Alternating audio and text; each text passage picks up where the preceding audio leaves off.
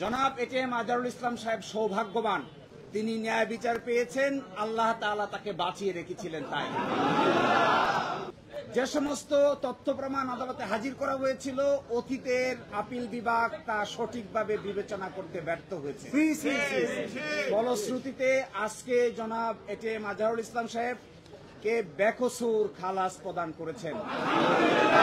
বাংলাদেশের ইতিহাসে নয়, পৃথিবীর ইতিহাসে এটি একটি নজিরবিহীন ঘটনা হয়ে থাকবে।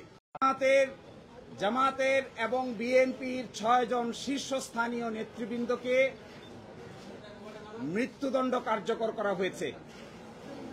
5 জন, অন্ততপক্ষে 5 জন জেলেই কারাবরণ করেছেন, জেলেই মৃত্যুবরণ করেছেন। দুনিয়ার ইতিহাসে এটা নজিরবিহীন নির্যাতনের শামিল। জনাব এটিএম আজহারুল ইসলাম সাহেব সৌভাগ্যবান, তিনি ন্যায় বিচার পেয়েছেন, আল্লাহ তাআলা তাকে বাঁচিয়ে রেখেছিলেন। তাই আমরা এটাও মনে করি এই রায়ের মাধ্যমে সিন্ডিকেটেড ইনজাস্টিসের অবসান হয়েছে।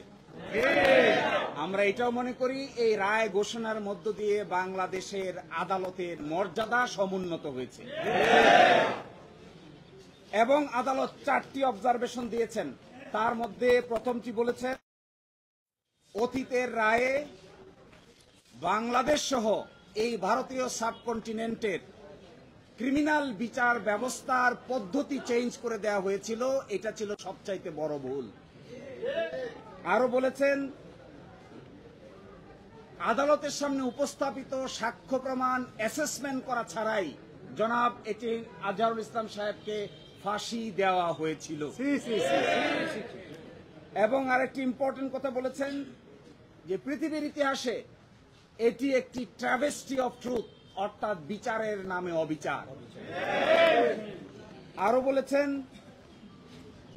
যে সমস্ত তথ্য প্রমাণ আদালতে হাজির করা হয়েছিল, অতীতের আপিল বিভাগ তা সঠিকভাবে বিবেচনা করতে ব্যর্থ হয়েছে।